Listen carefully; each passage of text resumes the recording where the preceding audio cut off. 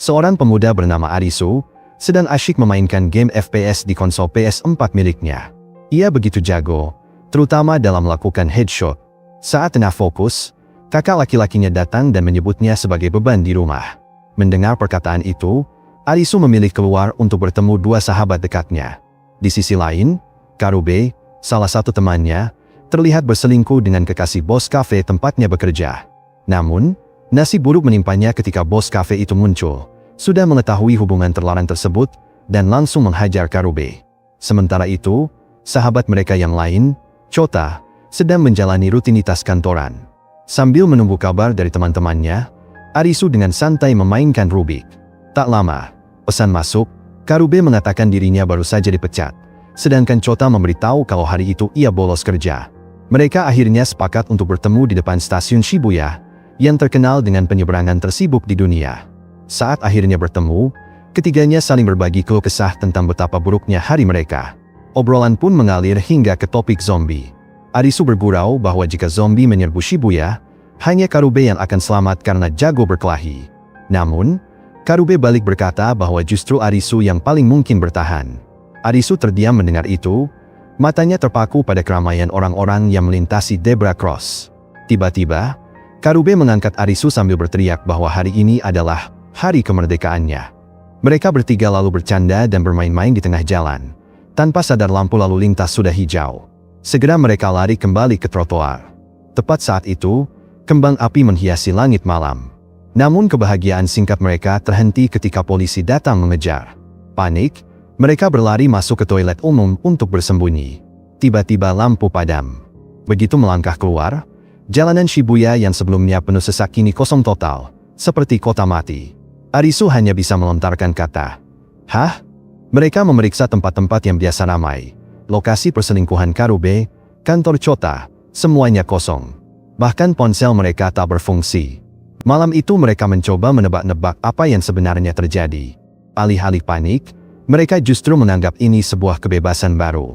Namun, tiba-tiba sebuah gedung di dekat mereka menyala dengan tulisan besar, "Selamat datang, player.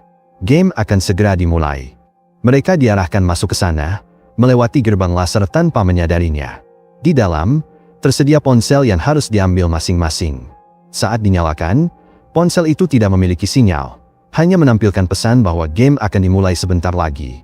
Seorang wanita bernama Shibuki muncul dan ikut bergabung. Ia bahkan mendemonstrasikan dengan mengambil ID Chota, lalu menunjukkan bahwa keluar dari garis laser berarti ditembak mati oleh sinar laser. Dengan kata lain, mereka tak punya pilihan selain ikut bermain. Tak lama, seorang siswi SMA juga masuk ke arena. Permainan dimulai. Mereka naik lift ke lantai atas, menuju sebuah ruangan dengan dua pintu.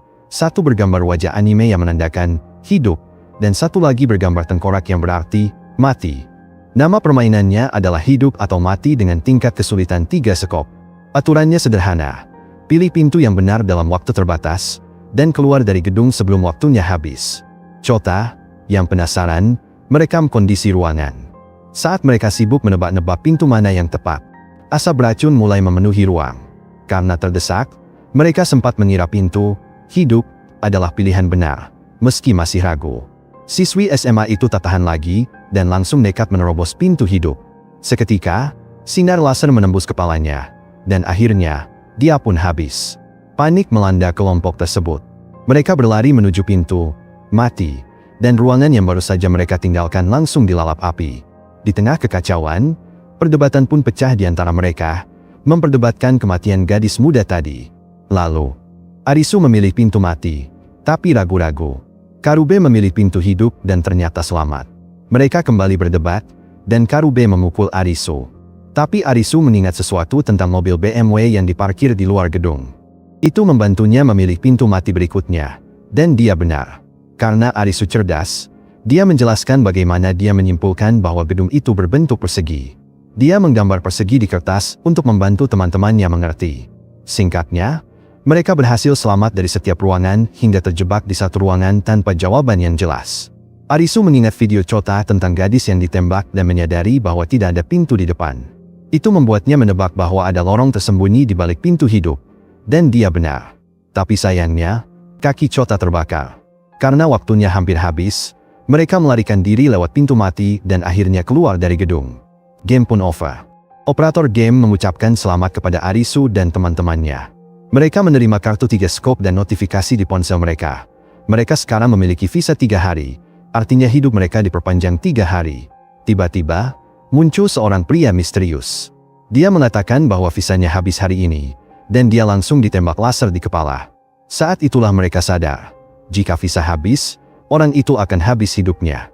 Mereka melihat lebih banyak orang ditembak laser di seluruh Tokyo. Seorang gadis bernama Usagi mengawasi mereka dari atas gedung. Dia ahli dalam memanjat dan berjanji pada dirinya sendiri untuk bertahan hidup. Keesokan harinya, Arisu mencoba menyalakan mobil, tapi tidak berhasil. Bersama teman-temannya, dia menyimpulkan bahwa semua alat elektronik tidak berfungsi. Chota menebak bahwa kembang api yang dia lihat mungkin adalah gelombang elektromagnetik, EMP, yang menghancurkan elektronik di seluruh kota. Anehnya, ponsel game masih bisa digunakan, tapi kemudian ikut mati juga. Mereka membahas tentang game misterius ini dan bertanya-tanya apakah ini perjalanan waktu, atau mungkin realitas virtual. Tapi jika ini VR, seharusnya tidak menyebabkan cedera nyata, seperti luka bakar di kaki Chota. Dari semua ini, Arisu jadi yakin satu hal, ada seorang game master di balik semuanya. Karena Chota butuh pengobatan dan Shibuki menawarkan bantuan, Arisu dan Karube memutuskan untuk terus bermain game bersama agar mendapatkan pengalaman dan naik level. Mereka memperhatikan ada beberapa tempat dengan lampu menyala, yang berarti itu adalah lokasi game, dan para player bisa memilih lokasi mana yang akan mereka masuki. Usagi masuk ke sebuah apartemen yang penuh dengan player. Arisu dan Karube juga datang dan mengambil ponsel baru. Game baru adalah game tag atau kejar-kejaran, dengan tingkat kesulitan 5 skop. Mereka tidak mengerti apa arti 5 skop. Seorang pria yang memakai topi menjelaskan bahwa skop berarti game fisik, keriting berarti pertempuran tim, wajik berarti game kecerdasan, hati berarti game pengkhianatan yang memainkan emosi. Semakin tinggi angkanya, semakin sulit gamenya. Mereka mengetahui bahwa aturan dalam tag cukup sederhana, lari dari pengejar. Tapi mereka tidak tahu siapa pengejarnya. Untuk menyelesaikan game, mereka harus menemukan zona aman tersembunyi di dalam gedung. Mereka diberi pengatur waktu. Jika waktunya habis, bom waktu akan meledak. Game pun dimulai. Saat Arisu dan Karube mencari zona aman, mereka menemukan seseorang sudah ditembak mati oleh pengejar. Mereka melihat pengejarnya, seorang psikopat dengan topeng kuda yang membawa senapan mesin. Mereka langsung lari. Lorong-lorong panjang membuat si psikopat mudah menembak dari kejauhan. Ingin bekerja sama, Arisu berteriak memberitahu posisi pengejar kepada player lain dan mengajak mereka mencari zona aman bersama-sama. Mendengar itu, Usagi juga ikut berteriak memberitahu posisi si psikopat. Singkat cerita, mereka bertemu dengan seorang player pria yang jago bertarung bersama temannya. Nama mereka Aguni dan Budi. Aguni mengajak Karube untuk bekerja sama melawan si psikopat bertopeng kuda, sementara Arisu mencari zona aman dibantu oleh Usagi. Budi bertindak sebagai umpan, memancing si psikopat mendekatinya. Dia melihat Aguni sudah ada di belakang si psikopat, tapi Aguni tidak menyerang, jadi Budi tertembak. Karube, yang berada di sana, berkata bahwa Aguni membiarkan Budi habis hidupnya. Keduanya bertarung melawan si psikopat bertopeng kuda, hingga perut Karube terluka oleh sabetan golok. Sementara itu, Arisu mengingat bahwa si psikopat pernah menembak seseorang yang bersembunyi dari kejauhan, membuatnya bertanya-tanya kenapa dia selalu menembak dari jauh. Jadi dia berjalan ke arah sebuah pintu, dan seorang pria misterius bernama Chishia juga mendekatinya. Pintu itu bisa dibuka. Tapi tak lama kemudian, muncul lagi psikopat bertopeng kuda lain dan menembaki mereka. Untungnya, mereka berhasil menghindar tepat waktu. Chishia menggunakan senjata setrum pada si psikopat, membuatnya jatuh. Tapi si psikopat cepat pulih dan menembak lagi. Jadi mereka berdua kabur ke arah berbeda. Arisu akhirnya masuk ke sebuah ruangan dengan 2 tombol yang harus ditekan secara bersamaan. Dia berteriak kepada yang lain bahwa dia menemukan zona aman. Namun si psikopat masuk ruangan terlebih dahulu, jadi Arisu terpaksa melawannya. Setelah mengetahui lokasi zona aman, Usagi memanjat ke arah ruangan tersebut. Saat dia tiba, Chishia memberikan senjata setrumnya kepada Usagi, yang langsung dia gunakan pada si psikopat. Hantaman itu membuat topeng si psikopat terlepas. Tak lama setelah itu, Arisu dan Usagi melompat ke tombol secara bersamaan dan berhasil menghentikan bom. Game pun over. Ternyata si psikopat bertopeng kuda adalah seorang wanita parubaya, mengenakan kalung logam yang berbunyi cepat, lalu meledak, dan akhirnya, dia pun habis. Hal yang sama juga terjadi pada psikopat lain yang dilawan oleh Karube dan Aguni. Mereka mulai bertanya-tanya apakah musuh yang mereka lawan juga adalah player. Kemudian Karube mendengar suara dari Saku Budi. Itu adalah radio. Suara di radio mengatakan, jawabannya kini ada di tanganmu. Kembalilah ke The Beach. Insiden ini membuat Arisu merasa bersalah karena telah membunuh seseorang. Tapi Usagi meyakinkannya bahwa itu bukan salahnya, dan dia bersedia melakukan apapun untuk bertahan hidup dalam game ini. Sementara itu, Chishia yang masih berada di ruangan tombol memeriksa Saku si psikopat dan menemukan selembar kertas dengan gambar abstrak. Keesokan harinya, Arisu dan Karube kembali ke base camp mereka. Karube memberitahu Arisu tentang tempat bernama The Beach yang dia dengar dari radio. Dia percaya mereka bisa menemukan sesuatu di sana. Tapi visa milik Chota dan Shibuki akan habis hari ini. Jadi mereka harus bermain satu game lagi sebelum pergi ke The Beach. Sebelum game, Karube pergi ke tempat kerjanya untuk mengambil sebuah cincin. Sepertinya untuk melamar wanita yang pernah dia selingkuhi. Lalu mereka pergi ke lokasi game, yaitu sebuah taman besar. Di sana, mereka menemukan banyak peralatan yang harus diambil satu per orang, dan juga sepasang kacamata keren. Arisu memakainya, bersama dengan kalung yang dipasang di lehernya. Kalung bom, seperti yang dikenakan si psikopat bertopeng kuda. Dengan pemindai retina, mereka bisa memindai wajah satu sama lain untuk mengungkap ID player. Gamenya adalah peta umpet, dengan tingkat kesulitan 7 hati. Mengetahui bahwa ini adalah game hati mengingatkan mereka pada apa yang dikatakan pria bertopi. Game hati adalah game pengkhianatan yang memainkan emosi manusia. Aturannya, 1 orang menjadi serigala, dan 3 lainnya menjadi domba. Siapapun yang ditemukan oleh serigala akan menjadi serigala berikutnya. Operator menyarankan untuk bersembunyi. Kondisi untuk menang, siapapun yang menjadi serigala di akhir game akan menang. Saat waktu habis, kalung semua domba akan meledak. Serigala pertama adalah Chota, lalu berpindah ke Arisu, lalu ke Karube. Kemudian Shibuki mengambil palu dan berteriak untuk menarik perhatian, membuatnya menjadi serigala baru, dan dia lari menjauh. Karube percaya bahwa serigala seharusnya bersembunyi, jadi dia mengejar Shibuki. Dia menangkapnya dan memaksanya menatap matanya. Tapi tanpa sengaja, Shibuki melihat Karube lebih dulu, membuat Karube kembali menjadi serigala. Karube menjadi target Shibuki, tapi dia berhasil melawan balik. Tak lama kemudian, Arisu memanggilnya dan menjadi serigala, meminta mereka untuk bekerja sama. Singkat cerita, Arisu disergap oleh Karube dan Shibuki. Shibuki ingin menyerang, tapi Chota melompat masuk dan menahannya. Dia mengatakan pada Arisu untuk lari, jadi Arisu melarikan diri sementara Karube mengejarnya. Saat berlari, Arisu berhenti dan mencoba melepaskan alat kacamata itu secara paksa. Sementara itu, Karube jatuh karena sakit perutnya. Ketiganya mengingat kembali momen-momen bahagia mereka bersama, menunjukkan betapa kuatnya persahabatan mereka. Akhirnya, Arisu berkata bahwa dia ingin berhenti dari game ini. Dia memutuskan untuk mencari kedua sahabatnya. Tapi Karube dan Chota bersembunyi darinya, dan mengatakan padanya untuk hidup demi mereka. Karube menampakkan dirinya di depan Arisu. Hitungan mundur pun dimulai. 3, 2, 1, dan kalungnya pun meledak. Diikuti oleh Chota dan Shibuki, dan akhirnya, mereka pun habis. Melihat teman-temannya habis hidupnya, Arisu menjerit dalam duka. Keesokan harinya, Usagi menemukan seekor kelinci yang terjebak dalam jeratnya. Untuk bertahan hidup, dia membunuhnya dan menyiapkannya untuk dimakan. Dalam perjalanan pulang, dia melihat Arisu tergeletak lemas di jalan.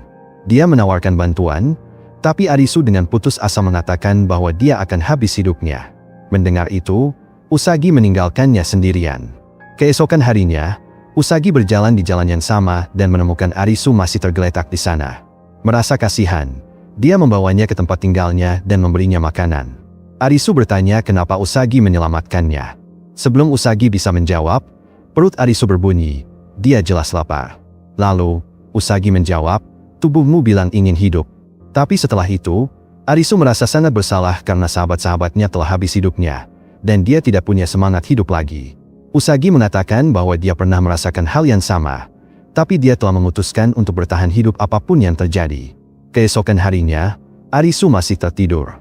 Saat itu, Usagi mengatakan bahwa dia ingin membalas kebaikan budi karena telah membantunya saat game tag. Mendengar itu, Arisu menjadi bersemangat lagi dan mendapatkan kembali motivasinya untuk terus bermain game. Karena visa Arisu akan segera habis, mereka bermain game untuk memperpanjang hidup. Mereka pergi ke sebuah terowongan yang menjadi arena game. Di sana, mereka menemukan sebuah bus kosong dengan lampu menyala. Di dalamnya, mereka bertemu 3 pria, salah satunya terluka di kaki. Mari kita sebut mereka Budi 1, Budi 2, dan Budi 3. Mereka mengatakan bahwa mereka sudah memainkan 4 game dan telah bekerja sama sejak tahap awal. Kali ini, gamenya disebut Distance, dengan tingkat kesulitan 4 keriting. Aturannya adalah bertahan melalui rintangan dan mencapai tujuan dalam batas waktu. Kondisi kemenangan, mencapai tujuan dengan selamat. Mereka mengetahui bahwa game ini mengharuskan mereka untuk berlari, dengan batas waktu 2 jam. Sebelum itu, Budi 2 mencoba menyalakan mesin bus, mengira itu model lama. Tapi ternyata tangkinya kosong. Jadi, mereka semua harus berlari. Namun, Budi 3 meminta mereka meninggalkannya, dengan alasan dia akan mencari cara untuk bertahan. Mereka mulai berlari, tanpa tahu seberapa jauh mereka harus pergi. Di kilometer kelima, mereka menemukan banyak botol air yang bisa diambil. Tapi mereka awalnya tidak percaya, mengira minumannya mungkin beracun. Jadi, Usagi memberikan botol miliknya kepada Arisu. Lalu Arisu menawarkan air itu kepada Budi 1 dan 2 sebagai tanda kerja sama tim. Di bagian terowongan yang gelap, Usagi merasakan sesuatu di kejauhan, seekor macan kumbang hitam liar.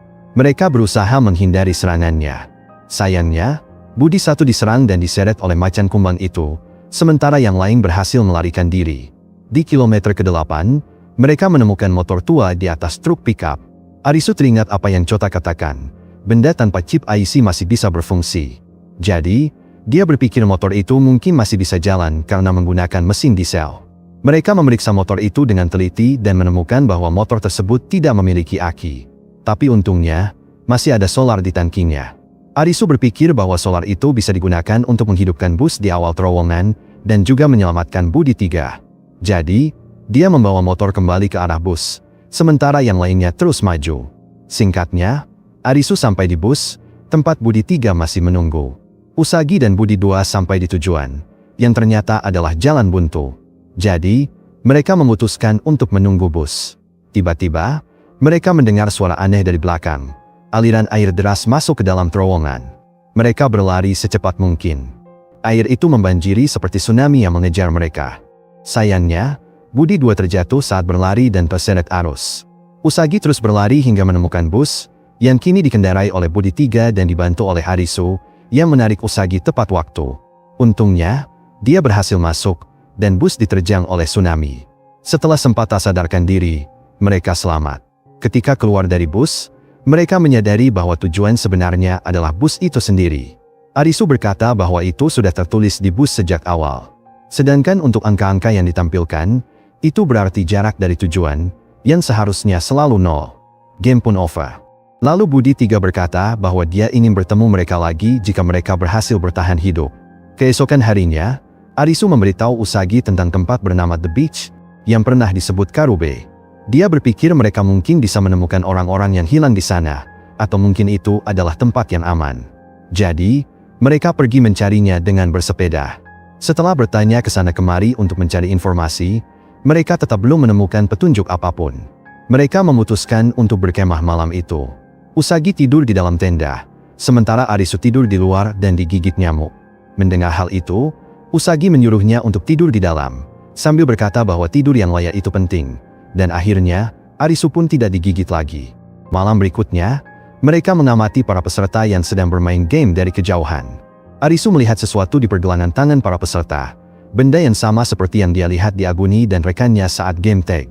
Jadi, mereka mengintai hingga game selesai. Setelah itu, Arisu melihat mereka pergi menggunakan mobil.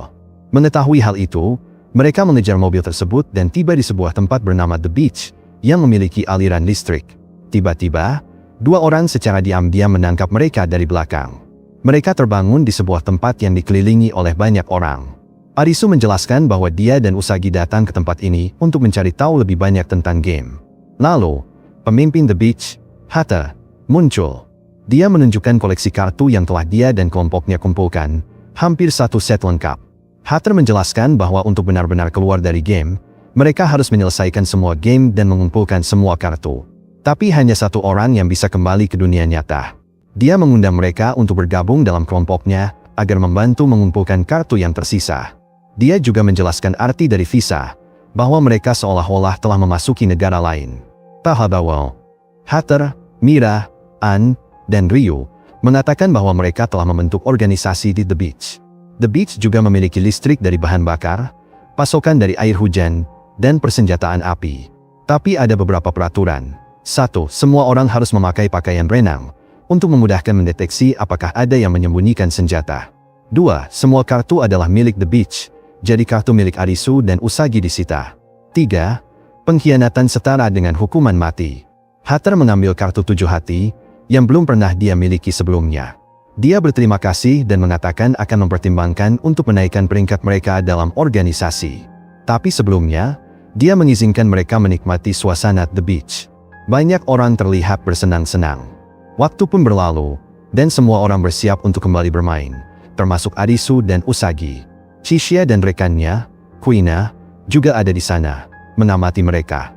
Semua orang bermain, termasuk Aguni, yang bermain di area bertema taman hiburan bersama para bawahannya, Miragi dan Rasubosu. Sementara itu, Arisu bermain bersama Anne dan Kuina. Dia juga bertemu seorang pria yang dulu pernah bekerja sama dengannya saat game tag, Tata. Mereka tiba di sebuah ruang listrik dengan air yang menyemprot kemana-mana. Gamenya adalah lampu bohlam, dengan tingkat kesulitan 4 wajib. Operator bertanya, saklar mana yang menyalakan lampu? Aturannya, hanya diperbolehkan sekali saja membuka pintu sambil menyalakan saklar. Jika pintu tertutup, saklar boleh dinyalakan dan dimatikan sesuka hati. Jika seseorang berada di ruangan atau ada saklar yang menyala, pintu akan terkunci secara permanen. Mereka hanya punya satu kesempatan untuk menjawab secara kelompok. Saklar mana yang menyalakan lampu? Jika air naik dan menyentuh kabel, mereka akan habis hidupnya, seperti gadis yang langsung habis hidupnya saat menyentuh kabel tersebut. Setelah memahami semua itu dan menerima masukan dari teman-temannya, Arisu menyuruh mereka untuk menutup pintu. Lalu dia mengaktifkan saklar A dan menunggu beberapa saat. Setelah itu, dia mematikan saklar tersebut dan menyuruh mereka membuka pintu. Lalu dia menyalakan saklar B, tapi lampu tidak menyala. Mengetahui hal itu, dia menyuruh Kuina menyentuh bohlam, dan ternyata bohlam tersebut terasa panas. Arisu dan Anne kemudian menjawab bahwa saklar yang menyalakan lampu adalah saklar A. Berkat jawaban mereka, air pun berhenti, dan game selesai. Arisu menjelaskan alasannya. Listrik menghasilkan panas. Bohlam yang menyala akan terasa panas. Tapi kalau tidak menyala, maka akan terasa dingin. Setelah game berakhir, Arisu dan Usagi bertemu lagi di The Beach, lalu bertemu dengan Kuina yang juga ada di sana. Kemudian Aguni datang bersama kelompoknya, yang menurut Kuina adalah pemimpin militan di The Beach. Aguni memerintahkan anak buahnya untuk membawa Usagi, tapi perintah itu segera dihentikan oleh kelompok Hatter yang juga datang. Setelah mengingatkan Aguni bahwa dia masih orang nomor 1 di The Beach, Hatter mengajak Arisu menghadiri rapat dengan kelompoknya di ruang pertemuan. Hatter berkata bahwa dia perlu memperpanjang visanya, sementara kelompok Aguni diperintahkan menjaga The Beach. Setelah itu, Hatter mengajak Arisu minum sambil mengobrol. Hatter menjelaskan asal-usul bagaimana dia bisa menguasai The Beach, bersama ambisinya untuk menjadi satu-satunya orang yang lolos dari dunia game ini. Mendengar itu, Arisu menganggap Hatter sebagai seorang diktator. Jadi dia hanya mengangguk-angguk, karena dia sendiri juga memiliki ambisi untuk kabur dari dunia game ini. Keesokan paginya, Usagi membangunkan Arisu. Arisu berkata bahwa dia ingin mengumpulkan informasi sebagai cara alternatif untuk kabur dari dunia game. Tapi setelah bertanya-tanya, dia tetap tidak menemukan jawaban. Di suatu tempat, Arisu melihat kelompok militan membuang sesuatu ke dalam tempat sampah logam, dan salah satu dari mereka menembakkan senjata. Karena penasaran, Arisu memeriksanya. Ternyata itu adalah mayat para player. Tiba-tiba, Chishia muncul dan mengatakan bahwa mayat-mayat itu adalah para pengkhianat yang telah dieksekusi di atap. Chishia mengatakan bahwa dia dan Kuina tertarik pada Arisu karena dia pandai dalam game. Dia mengungkapkan bahwa suatu hari kelompok militan akan memberontak melawan kelompok Hatter. Jadi, tinggal di The Beach adalah hal yang sia-sia. Dia juga berencana mencuri semua kartu dan meninggalkan The Beach. Mengetahui itu, Arisu setuju. Maka dia menawarkan dukungannya. Malam itu, kelompok Hatter bermain game sambil diam-diam diawasi oleh seseorang yang misterius. Keesokan harinya, mengejutkan, mereka menemukan bahwa Hatter telah habis hidupnya. Tata mengatakan bahwa Hatter gagal dalam game tembak-tembakan. An memeriksanya dan menemukan luka tembak. Ryu maju ke depan dan ini menjadi pemimpin selanjutnya, karena dia adalah orang nomor 2 di The Beach. Tapi Niragi langsung menghentikannya, mengatakan bahwa orang terkuatlah yang seharusnya jadi bos, Aguni. Tapi tidak ada satupun yang mengangkat tangan. Maka, dengan ancaman kekerasan, mereka memaksa para pengikut Hatter untuk mengangkat tangan. Karena Hatter telah habis hidupnya, Aguni membuka amplop hitam di depan semua orang untuk mengungkap kode pembuka brankas yang menyimpan semua kartu di kamar Hatter. Setelah melihatnya, dia menggunakan cincin bertuliskan, "Bos," untuk menyegel ulang amplop tersebut. Lalu, Chixia dan teman-temannya merencanakan untuk mencuri kartu langsung, dengan Arisu menyelinap ke kamar Hatter untuk mencari brankas. Chixia mengklaim bahwa dia sudah tahu kodenya, dan akan memberitahukan Arisu begitu brankas ditemukan. Sementara Aguni dan yang lainnya menyampaikan pengumuman kepada orang-orang di The Beach, Arisu mulai menyelinap dan menemukan brankas tersebut. Chixia dengan cepat memberitahunya bahwa kodenya adalah 8022, berdasarkan cincin bertuliskan, "Bos," yang terlihat seperti angka 8022. Arisu memasukkan kodenya, tapi ternyata salah, dan brankas itu mengeluarkan bunyi keras, "Beep." Dia pun tertangkap oleh kelompok Aguni, dan saat itulah dia sadar bahwa Chixia telah menjebaknya. Sementara itu, Usagi juga ditangkap. Setelah itu, Arisu dikunci dalam sebuah ruangan oleh Niragi dan gengnya. Sementara itu, An menyelidiki luka tembak Hatter lebih lanjut dan menemukan peluru. Sepertinya dia mulai menyimpulkan dari mana peluru itu berasal. Selanjutnya, Kuina memata-matai Aguni dari luar kamarnya dan melaporkan situasinya kepada Chixia. Chixia berkata bahwa tidak mungkin kartu-kartu itu disimpan di brankas biasa. Jadi dia menyadari bahwa brankas yang asli ada di balik lukisan rusa. Saat dia melihat Aguni menatap lukisan itu, dia yakin bahwa amplop tersebut tidak berisi kode, melainkan gambar rusa. Dia mengambil lukisan tersebut, dan di baliknya memang ada brankas tersembunyi. Dia memasukkan kode 8022, dan berhasil. Chixia akhirnya mendapatkan kartu-kartu itu. Lalu dia dan Kuina berencana meninggalkan The Beach, tapi mereka sadar ada laser yang memblokir area tersebut. Di tempat lain, Usagi hampir disiksa oleh Niragi. Tapi tak lama setelah itu, notifikasi game muncul, tingkat kesulitan 10 hati. Operator memerintahkan semua orang untuk berkumpul di lobi utama, di mana banyak ponsel telah disiapkan. Usagi melarikan diri dan mengambil salah satu ponsel di lobi utama. Dia lalu melihat kerumunan orang yang mengelilingi sesuatu. Momoka, seorang gadis yang telah ditusuk di dada dan sekarang sudah habis hidupnya. Sahabatnya, Asahi, sangat terkejut. Tak lama setelah itu, semua orang menerima notifikasi. Gamenya disebut Perburuan Penyihir. Operator mengumumkan bahwa penyihir jahat yang telah mengambil nyawa Momoka sedang bersembunyi di antara mereka. Kondisi kemenangan. Temukan sang penyihir dan bakar dia di api penghakiman yang ada di luar gedung. Alhasil, orang-orang saling memfitnah satu sama lain. An juga ikut dituduh karena ada darah di tangannya. Tapi dia menjelaskan bahwa itu adalah darah Hatter dan mengatakan kepada semua orang bahwa Hatter telah dibunuh. Dia mendukung pernyataan ini dengan bukti luka tembak yang cocok dengan senjata yang ada di Beach. Tapi seorang gadis menolak mempercayainya dan tiba-tiba ditusuk dari belakang oleh Rasubosu. Lalu kelompok Aguni datang dan menuntut sang penyihir untuk mengaku. Jika tidak, mereka akan melempar semua orang ke dalam api. Niragi melepaskan tembakan dengan senapan serbunya, menyebabkan kepanikan dan kekacauan. Di tengah kekacauan itu, Usagi dan teman-temannya mencoba menemukan ruangan tempat Arisu dikurung. Sementara itu, orang-orang Aguni terus membunuh, terutama Niragi dengan senapan snipernya, dan Rasubosu yang mulai membakar bangunan Beach. Di saat yang sama, An menyelidiki pisau di tubuh Momoka menggunakan lem super yang dia temukan. Kuina, yang bersamanya, bertanya apa pekerjaan An di dunia nyata. An mengatakan bahwa dia adalah petugas forensik di kepolisian. Tak lama kemudian, Rasubosu muncul dan menghadang mereka. Melihat hal itu, Kuina menyuruh An untuk pergi sementara dia tetap tinggal untuk melawannya. Mereka bertarung di area seperti disco, dan ternyata Kuina memiliki kemampuan bertarung dari masa lalunya. Bahkan setelah dilempar ke pecahan kaca yang melukai kakinya, Kuina tetap percaya diri. Pada akhirnya, dia berhasil mengalahkan Rasubosu, dan akhirnya, dia pun habis. Beralih ke lokasi Niragi, Chixia tiba. Niragi sudah tahu bahwa Chixia tidak pernah benar-benar berada di pihaknya, dan itu dikonfirmasi saat Chixia berkata bahwa dia akan membunuh semua anggota Niragi. Chixia memulai serangan dengan mengalihkan perhatian Niragi menggunakan kartu-kartu yang dilempar, lalu menembakkan pelontar apinya ke arah Niragi, membuat Niragi terbakar dan jatuh dari atap. Kembali ke Arisu, dia terlihat tergeletak di lantai. Dia berusaha untuk kabur dengan menggosok lakban di mulutnya ke lantai, dan berhasil melepaskannya. Seketika, dia berteriak minta tolong. Usagi dan yang lain di lorong beruntung mendengar teriakannya, tapi mereka dihadang oleh 2 orang militan. Setelah melumpuhkan kedua militan itu, Usagi akhirnya menemukan Arisu yang masih terikat. Mereka pergi ke sebuah ruangan, dan Arisu mulai mendengar penjelasan tentang game tersebut. Setelah berpikir seperti detektif Conan, dengan bantuan teman-temannya, Arisu mengklaim bahwa dia sudah tahu siapa penyihirnya. Kelompok Aguni bersiap menembaki kerumunan di lobi, tapi beberapa bawahannya sudah tidak tahan lagi.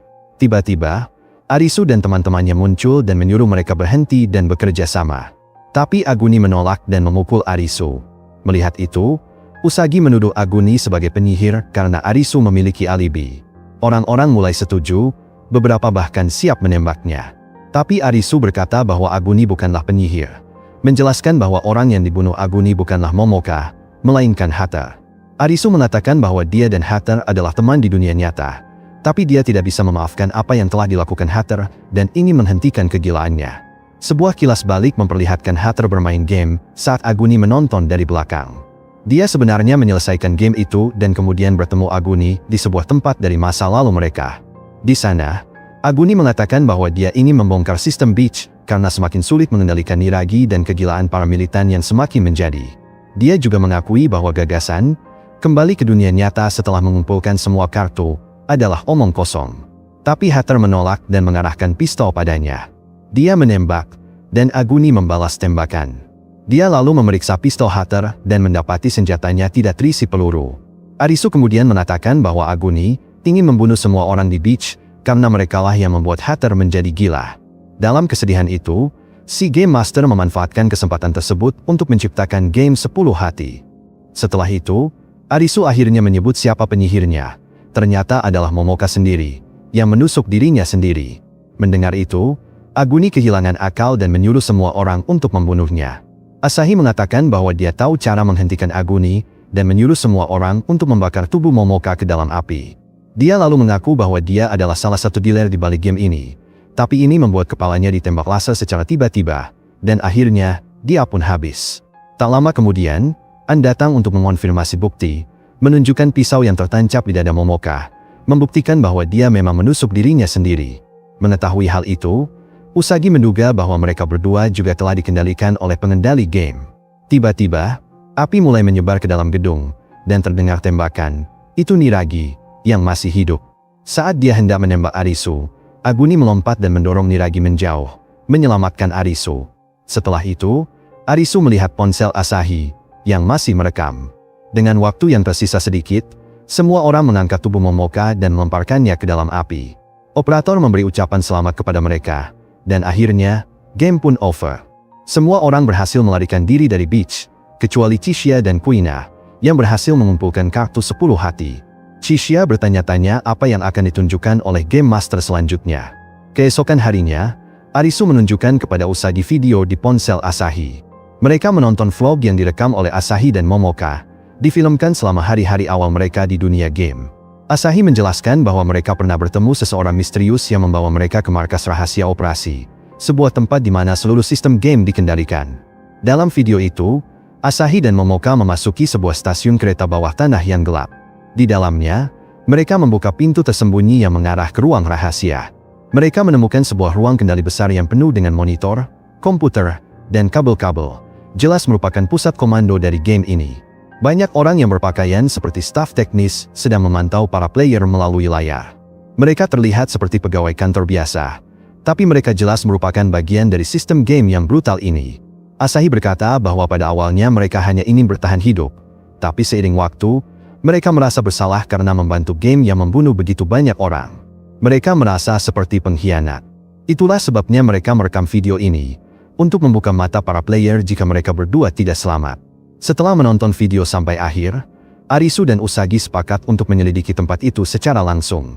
Mereka mengikuti jalur yang ditunjukkan dalam video, dan akhirnya tiba di stasiun yang sama. Dengan peta yang diberikan Chishia sebelumnya, yang dia dapat dari penunggang kuda saat game tag, mereka menemukan pintu tersembunyi yang sama. Tapi saat mereka masuk ruang kendali, mereka terkejut. Semua orang di dalam sudah habis hidupnya. Mereka semua habis hidupnya dengan cara yang sama. Kepala terbakar, seperti para player gagal dalam game. Tidak ada yang selamat. Arisu menyadari bahwa bahkan para operator itu hanya manusia biasa. dan mereka dibunuh oleh seseorang yang lebih tinggi. Tak lama kemudian, Qixia dan Kuina muncul. Mereka juga tiba di tempat itu. Qixia menjelaskan bahwa dia sudah lama mencurigai tempat ini. Dia yakin kemenangan mereka di beach memicu eliminasi seluruh tim operator. Segalanya sudah dirancang agar tidak meninggalkan jejak dan saksi. Tiba-tiba, lampu ruangan menyala secara otomatis. Di layar besar muncul wajah seorang wanita. Itu adalah Mira, salah satu eksekutif beach yang selalu tampil tenang dan sopan. Kali ini, wajahnya terlihat dingin dan menakutkan. Dengan senyum misterius, Mira berkata, "Selamat, kalian telah menyelesaikan semua game kartu bernomor. Kalian adalah para pemenang. Tapi, ini belum berakhir." Arisu, Usagi, Qixia, dan Kuina keluar dari terowongan dan berdiri di tengah persimpangan kosong Shibuya. Kembang api meledak di langit, dan datang puluhan kendaraan udara raksasa, masing-masing membawa kartu wajah berukuran besar. Jack, Queen, King. Alice in Borderland Season 1 diakhiri dengan Arisu dan teman-teman yang masih harus menghadapi dunia dead game ini. Dan akhirnya, mereka pun siap menuju ke level selanjutnya di Alice in Borderland Season 2. Tonton alur cerita film lainnya dengan mengklik layar sebelah kiri.